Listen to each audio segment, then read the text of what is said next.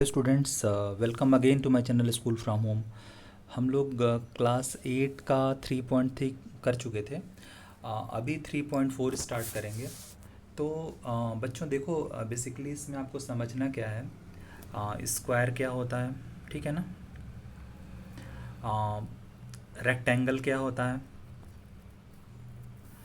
उसके अलावा पैरेललोग्राम क्या होता है, देन ट्रेपीजियम क्या होता है, देन रोहम्बस क्या होता है, ठीक है ना। तो अगर आप इन 5 चीज़ों में डिफरेंस समझ जाओगे तो आप लोग डेफिनेटली ये क्वेश्चन कर लोगे कि जो नीचे दिए गए स्टेटमेंट्स हैं दे आर ट्रू और फॉल्स। तो मैं ट्राई करता हूँ समझाने का। देखो बच्चों, जो स्क्वायर होता है ना, वो उसकी चारों साइड्स इक्वल होती हैं और ये एंगल 90 डिग्री का होता है, ठीक है ना। ध्यान से समझो।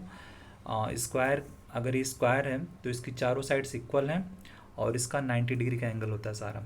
बच्चों अगर ये रेक्टेंगल है ना, तो रेक्टेंगल में लेंथ ब्रेथ जो होते हैं वो आपस में बराबर हो। For example this equals to this, और ये जो है इसके बराबर है सामने वाले के।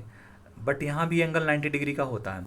तो इसका मतलब ये हुआ कि रेक्टेंगल में जो होता है साइड्स इक्वल नहीं होते, केवल आमने सामने की साइड्स बराबर होती हैं और एंगल 90 डिग्री का होता है। बच्चों अगर हम बात करें ट्रेपीजियम की, ट्रेपीजियम का मतलब ही ये होता है कि दो साइड्स पैरेलल हों, राइट, और क्या हो, दो साइड नॉन पैरेलल हो, ठीक है।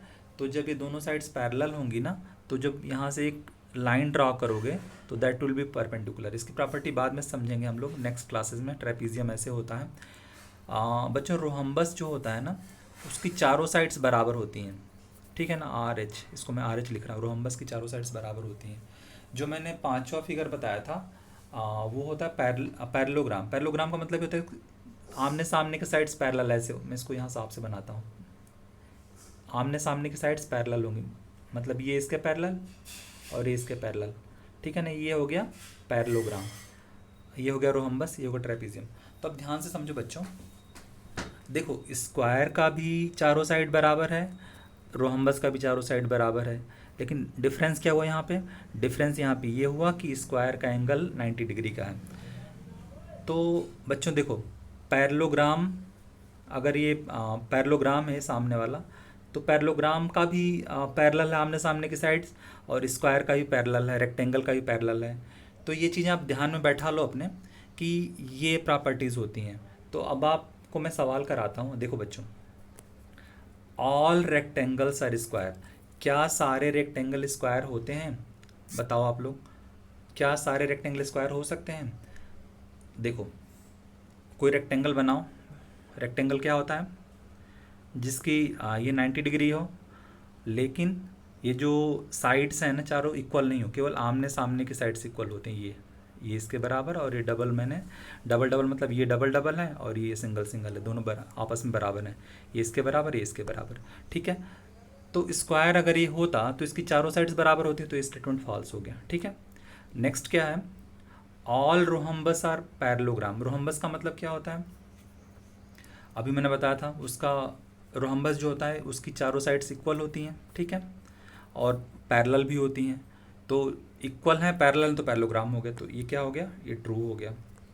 नेक्स्ट क्वेश्चन है बच्चों, all squares are rhombus and also rectangle. देखो बच्चों, जो स्क्वायर होता है ना, ये जो होता है 90 डिग्री का होता है, तो एक रेक्टेंगल भी है, क्योंकि रेक्टेंगल की चार साइडें होती हैं, आपस में पैरेलल होती हैं, ये सामने वाले एक दूसरे के, और 90 डिग्री फॉर्म करते हैं। तो रेक्टेंगल भी होता है स्क्वायर। और क्या होता है? पैरेललोग्राम भी होता है। पैरेललोग्राम क्यों हुआ? क्योंकि सामने की साइड्स पैरेलल हैं एक दूसरे के। तो इस तरह से आप लोग all kites are rhombus, all rhombus are kites, all parallelograms are trapezium, all squares of trapezium, ये सारा आप लोग कर लेना। मैं इसका आंसर यहाँ लिखता हूँ। जी का टी हो गया, ये एफ का भी टी मतलब ट्रू, बाकी ये बीच वाले दोनों फॉल्स हो गए, डी और ई, और ए बी सी में बी सी ट्रू ट्रू हो गए और ये जो है फॉल्स है, ठीक है। तो आप लोग कर लेना। ये आंसर मैंने लिखा है यहाँ पे नीचे, सीक्वेंस में आंसर लिखा है, तो आप लोग देख के कर लेना। हम लोग नेक्स्ट सवाल करते हैं। क्वेश्चन नंबर 2 करते हैं बच्चों। इसमें क्या करना है, identify all the quadrilateral that have 4 sides of equal length. 4 sides of equal length, देखो बच्चों ये एक फिगर है ऐसे जिसकी ये 90 डिग्री एंगल होती हैं, ठीक है ना। तो अगर 90 डिग्री का एंगल तो ये क्या हो गया, ए स्क्वायर हो गया, ठीक है ना। तो स्क्वायर भी एक फिगर है जिसका साइड्स इक्वल है। लेकिन बच्चों मैंने बताया था रोहम्बस जो होता है, रोहम्बस ऐसे ऐसे होता है, इसकी भी 4 साइड्स इक्वल होती हैं, लेकिन ये 90 डिग्री का एंगल नहीं होता है, ठीक है ना। तो ये ध्यान रखना, रोहम्बस और स्क्वायर के साइड्स इक्वल होते हैं। रेक्टेंगल का भी इक्वल नहीं होता, देखो बच्चों ये आमने सामने का इक्वल होगा लेकिन चारों नहीं इक्वल होते हैं, ठीक है। अब देखो बच्चों, ऐसा क्वाड्रिलेटरल बताओ जिसके 4 राइट एंगल हो। तो मैंने बताया था स्क्वायर का भी होगा और रेक्टेंगल का भी होगा, ठीक है ना। तो बहुत आसान है, मैंने जो फर्स्ट पे जो समझाया था आपको ना, वो थ्योरी आप 2-3 बार सुन लेना, आपको समझ में आ जाएगा। नेक्स्ट सवाल पे आते हैं, क्वेश्चन नंबर 3, ठीक है ना। ये बच्चों हम लोग एनसीईआरटी की बुक को पढ़ रहे हैं, आप लोग एनसीईआरटी की बुक ओपन कर लेना, यही सेम क्वेश्चन मैंने टाइप करा हुआ है। तो आप लोग पाओगे कि आप लोग बिल्कुल अपने क्लास से अच्छे से आगे बढ़ रहे हो, और आप लोग अपने क्लास में जब जाओगे तो उस पर ज़रूर आपको फ़ायदा मिलेगा, ठीक है ना। Explain how a square is quadrilateral. एक स्क्वायर जो है क्वाड्रिलेटर क्यों होता है, क्योंकि उसकी चारों साइड्स इक्वल होती हैं। एक्सप्लेन करो कि स्क्वायर एक पैरेललोग्राम क्यों होता है, क्योंकि उसके सामने आमने सामने की साइड्स पैरेलल होती हैं। एक्सप्लेन करो कि स्क्वायर रोहम्बस क्यों होता है, क्योंकि उसकी चारों साइड्स इक्वल होती हैं। एक्सप्लेन करो कि स्क्वायर एक रेक्टेंगल क्यों होता है। तो ये आप लोग देख लेना, स्क्वायर रेक्टेंगल भी होता है, स्क्वायर क्वाड्रिलेटरल भी होता है, स्क्वायर पैरेललोग्राम भी होता है, स्क्वायर रोहम्बस भी होता है। ये बेसिकली स्क्वायर की प्रॉपर्टीज़ हैं। तो आप अगर स्क्वायर की प्रॉपर्टीज़ लिखने को आ जाए एग्जाम में, प्रॉपर्टीज़ ऑफ स्क्वायर, ठीक है, तो आप लिखोगे क्या, वो एक क्वाड्रिलेटरल है, वो क्या है, दूसरा क्या है, एक पैरेललोग्राम है, तीसरा क्या है, वो एक रोहम्बस है, ठीक है ना, चौथा क्या है, वो एक रेक्टेंगल भी है, ठीक है ना। ये चारों प्रॉपर्टीज़ होती हैं, वही लिखा हुआ है, इसको आप लोग समझ के और आप लोग इसको अपने माइंड में बैठा लेना, ठीक है ना। नेक्स्ट क्वेश्चन पे आते हैं हम लोग।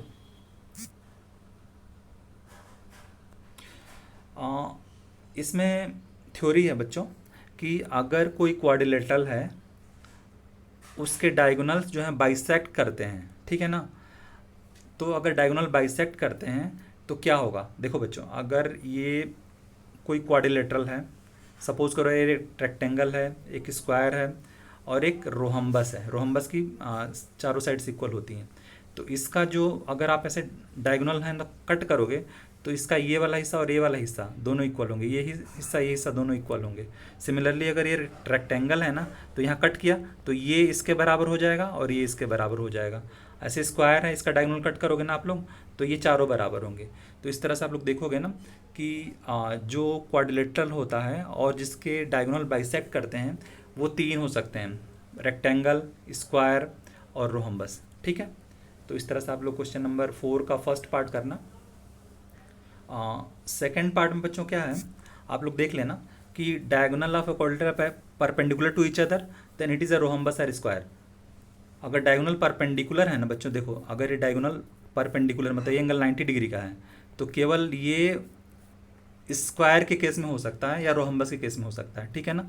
अगर रेक्टेंगल होगा ना बच्चों तो देखो रेक्टेंगल में ऐसे बनेगा एंगल, तो ये 90 से बहुत कम हो जाएगा और ये बहुत ज़्यादा हो जाएगा, तो ये 90 डिग्री पे नहीं होगा, केवल रोहम्बस या स्क्वायर के केस में ऐसा होता है।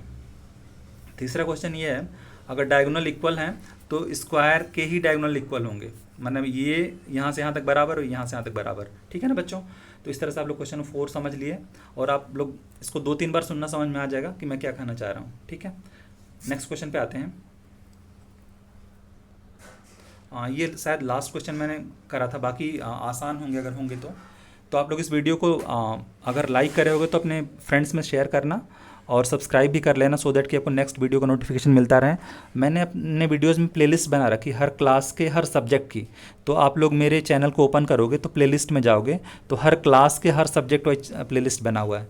तो आई होप कि आप लोग कोरोना टाइम में अच्छे से पढ़ रहे होगे। Thanks for watching this video, thank you so much, जय हिंद।